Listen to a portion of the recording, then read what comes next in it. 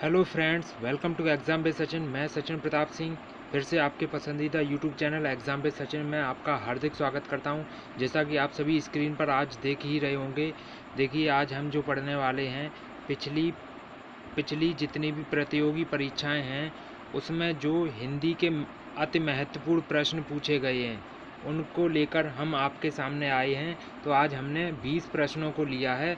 आज इन 20 प्रश्नों को हम हल करेंगे और यह जानेंगे हिंदी में किस प्रकार के प्रश्न पूछे जाते हैं। तो मेरे साथ वीडियो के अंत तक बने रहिए। चलिए ज़्यादा देर ना करते हुए सवाल को हल करते हैं। देखिए पहला जो इसमें क्वेश्चन दिया गया है इसको हमें अच्छी तरीके से पढ़ना है और इसका हमें जवाब देना है। यहाँ से देखना, ये दिया गया है निर्देश दिए गए वाक्यों में रेखांकित शब्दों के पर्यायवाची बताने हैं, यानी कि जो अंडरलाइन शब्द हैं इनके पर्यायवाची बताने हैं। अब यहाँ से देख लो, ये क्या दिया है, किसान धरती का मातृवत सम्मान करता है।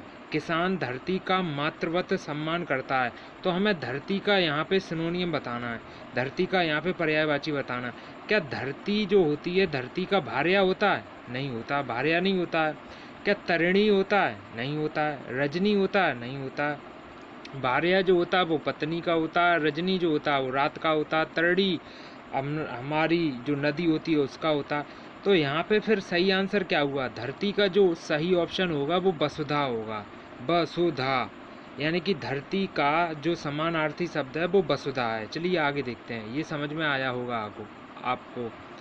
आगे देखते हैं, देखिए ये क्या दिया, नदी जीवन भी देती है और विनाश भी कर सकती है। जो नदी है वो जीवन भी देती है और विनाश भी कर देती है।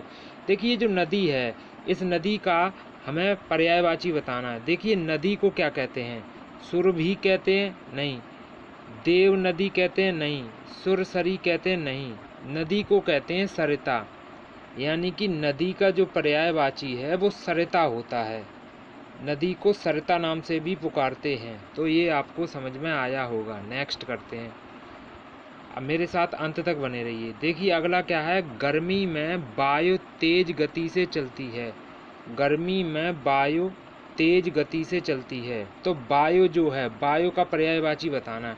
क्या झंझावात होता है? नहीं होता है। चक्रवात होता है? नहीं होता है। आंधी? नहीं। जो वायु होता, वायु का होता है अनिल। वायु का जो पर्यायवाची होता है वो अनिल होता है। तो इस वायु का पर्यायवाची अनिल आपको समझ में आया होगा। नेक्स्ट करते हैं, चलिए देखते हैं। मेरे साथ कृपया अंत तक बने रहिए, आगे महत्वपूर्ण क्वेश्चन है। देखिए गंगा गंगोत्री से निकलती है। गंगा गंगोत्री से निकलती है। देखिए गंगा को हम और किस नाम से जानते हैं? देखिए गंगा को सरिता कहेंगे या तरंगिणी कहेंगे या नदी कहेंगे। देखिए जो गंगा है, गंगा को हम भागीरथी और कहते हैं। गंगा भागीरथी को कहते हैं, यानी कि समझ में आया होगा। गंगा को हम भागीरथी नाम से और पुकारते हैं। तो ये आपको अच्छी तरीके से प्रश्न आया होगा। तो गंगा का पर्यायवाची भागीरथी है। आगे देखते हैं अगला, नेक्स्ट। देखिए, है बिखेर देती वसुंधरा मोती सबके सोने पर। है बिखेर देती वसुंधरा मोती सबके सोने पर। तो यहाँ से क्या समझ में आया है कि वसुंधरा का हमें पर्यायवाची बताना है। वसुंधरा हमने अभी पढ़ा था, वसुंधरा का मतलब होता है धरती, और धरती को हम क्या कहते हैं? पृथ्वी। धरती को क्या कहते हैं? पृथ्वी। देखिए यहाँ पे रात्रि होगा नहीं, वर्षा होगा नहीं और चांदनी होगा नहीं, तो धरती, वसुंधरा का पर्यायवाची क्या है? पृथ्वी। तो ये आपको अच्छी तरीके से समझ में आया होगा। नेक्स्ट करते हैं, मेरे साथ वीडियो के अंत तक बने रहिए। अब देखिए ये जो हैं इनमें से हमें ये बताना है, त्रुटि वाला जो त्रुटि है, जिसमें त्रुटि है उस त्रुटि वाले को छांटना है। किसमें? वो बाद बाकी सब में गलतियां हैं, हमें एक सही बताना है। इसमें से ये देखना कौन सा सही है। देखिए व्यावहारिक, ये गलत है। व्यावहारिक, ये देखते हैं। देखिए व्यावहारिक, ये भी गलत है। व्यवहारिक, ये भी गलत है। तो सही कौन सा हमारा? व्यावहारिक। इसमें तीसरा वाला ऑप्शन सही है। व्यावहारिक हमारा ऑप्शन बिल्कुल सही है। तो इस प्रश्न का जवाब आपको आया होगा। आगे देखते हैं, यहाँ से देखना कि क्या है आगे। ये लिखा है उज्ज्वल। उज्ज्वल होता है, नहीं होता है, ये भी गलत है। क्या उज्ज्वल होता है, ये भी गलत है। क्या उज्ज्वल होता है, यह भी गलत है। उज्ज्वल होता है, उज्ज्वल मतलब ब्राइट, उज्ज्वल का मतलब क्या होता है, ब्राइट, ब्राइट, उज्ज्वल, ये चौथा ऑप्शन है यहाँ पे हमारा सही है। इसमें जो सही ऑप्शन है वो चौथा है। चलिए आगे देखते हैं। आगे प्रश्न क्या है, देखिए, उपरिउक्त, यह तो इस तरीके से लिखा नहीं जाता, गलत है। उपरोक्त, यहाँ पे यह भी नहीं चलेगा। उपर्युक्त, यह भी नहीं चलेगा। तो कौन सा सही है, उपर्युक्त, उपर्युक्त, इसमें थर्ड ऑप्शन सही है हमारा। तो नेक्स्ट अगला देखते हैं, आपको आएगा। देखिए, विद्यालय होता है, नहीं होता, ये गलत हो गया। विद्यालय, ये भी नहीं होता, ये गलत हो गया।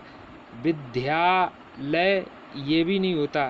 क्या होता है, ये जो सही ऑप्शन होता है ऐसे होता है, हुई होता है, बापे छोटी की मात्रा, आधा दा और या में जुड़ा होता है और लय, ये विद्यालय होता है। अगर वैसे लिखा जाए तो एक तरीका और होता है इसको लिखने के लिए, जो हम लिखते हैं इस तरीके से, विद्यालय। ये आपको समझ में आया होगा। चलिए आगे नेक्स्ट करते हैं। यहाँ से देखना, इसमें से हमें कवित्री छांटना कौन सी सही लिखी है। देखिए, कवियत्री, ये नहीं होता है। अब यहाँ से देखना कि कवियत्री, ये भी नहीं होता। कवियत्री, यह भी नहीं होता। तो हमारा कौन सा सही शब्द है, कवियत्री, कवियत्री, ये हमारा पहला ऑप्शन इसमें सही है। तो पहला ऑप्शन बिल्कुल सही है। आगे देखते हैं। आगे क्या दिखाया है, भारतीय दृष्टि आध्यात्मिक है, भारतीय दृष्टि आध्यात्मिक है, जबकि पाश्चात्य दृष्टि का आधार। यहाँ पे हमें विलोम शब्द बताने हैं, हमें विलोम शब्द बताने हैं, विलोम शब्द बताने। तो देखिए, आध्यात्मिक का विलोम जो होगा वो कौन सा होगा, आध्यात्मिक का जो विलोम होगा वो भौतिकवादी होगा। आध्यात्म का विलोम क्या होगा, भौतिकवादी। तो इसमें हमारा भौतिकवादी सही ऑप्शन सही है। आगे देखते हैं। आगे क्या दिया है, देखिए, स्वच्छ जल के अभाव में हमें डैश जल पीकर ही प्यास बुझानी पड़ती है। तो यहाँ पे स्वच्छ का विलोम बताना है। तो स्वच्छ का विलोम क्या होता है, दूषित, स्वच्छ का विलोम क्या होता है, दूषित। तो इसमें कौन सा ऑप्शन सही है, ए, स्वच्छ का विलोम बताना है तो स्वच्छ का दूषित विलोम होता है। अगला देखते हैं। आगे दे रहे हैं ये, 15 अगस्त 1947 को भारत ने परतंत्रता की जंजीरें तोड़कर प्राप्त की थी। यानी कि देखिए, ये परतंत्रता है, परतंत्रता, इस परतंत्रता का हमें विलोम बताना है। परतंत्रता यानी कि गुलामी, तो गुलामी का मतलब स्वतंत्रता, तो इसका जो विलोम होगा परतंत्रता का वो होगा स्वतंत्रता। तो हमारा पहला ऑप्शन इसमें सही है।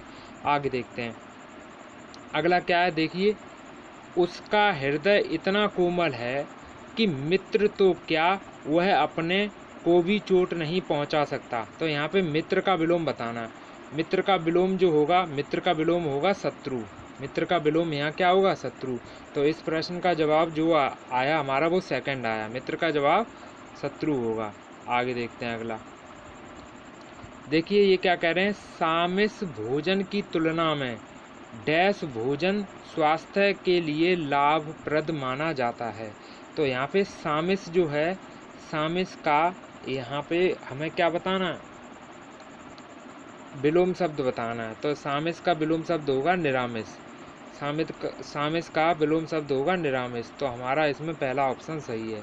अब आगे देखते हैं अगला, हमारे साथ अंत तक बने रहिए, आपको अति महत्वपूर्ण प्रश्न मिलेंगे। देखिए, ये मुहावरे दिए गए हैं, मुहावरे का अर्थ बताना है। घी के दिए जलाना, घी के दिए जलाना क्या रोशनी करना होता, नहीं। पूजा करना होता, नहीं। धनवान होना होता, नहीं। खुशी मनाना होता है।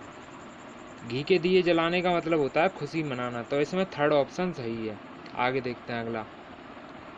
अगला जो सवाल है, आगे सवाल है वो आपको अच्छी तरीके से आना है। देखिए, सिर चढ़ाना, सिर चढ़ाना का मतलब क्या होता है, बहुत आदर करना, ये तो नहीं होता। पुष्प चढ़ाना, ये होता है, नहीं होता। चिंता करना, ये नहीं होता। किसी व्यक्ति को अगर बहुत ज़्यादा आज़ादी दे दो, बहुत ज़्यादा आज़ादी देना, इसी को कहते हैं सिर चढ़ाना। किसी व्यक्ति को ज़्यादा आज़ादी दे दो, उसी को कहते हैं सिर चढ़ाना। तो ये आपको अच्छी तरीके से आया होगा। चलिए आगे देखते हैं अगला क्या है। आगे ये दिया है आम के आम और गुठलियों के दाम। आम के आम और गुठलियों के दाम, इसका क्या अर्थ होगा अगर ये मुहावरा पूछा जाए। देखिए, आम और गुठलियाँ खरीदना ये तो नहीं हो सकता। अब ये आम खरीद कर गुठलियों को बेचना यह भी नहीं हो सकता। जिसमें सब हानि ही हानि हो यह भी नहीं हो सकता। तो इसमें ऑप्शन कौन सा सही है हमारा? 2 वाला, जिसमें लाभ ही लाभ हो। लाभ ही लाभ होना, इसी का मतलब होता है आम के आम गुठलियों के दाम। लाभ ही लाभ होना, आम का भी दाम मिल गया और गुठलियों के भी दाम मिल गए, यानी कि लाभ ही लाभ होना। आगे क्या कह रहा है? लकीर का फकीर होना। लकीर का फकीर होना, इसका मतलब क्या होता है? सीधा साधा चलना? नहीं। अशिक्षित होना? नहीं। ये दोनों ऑप्शन गलत हैं। मूर्खतापूर्ण व्यवहार करना, यह भी सही नहीं है, यह भी गलत है। तो इसका जो सही ऑप्शन है वो है पुरानी प्रथा पर चलना। कोई व्यक्ति पुरानी ही प्रथा पर चल रहा है, उसी व्यक्ति को कह देते हैं लकीर का फकीर होना। अब आगे देखते हैं अगला क्वेश्चन क्या है।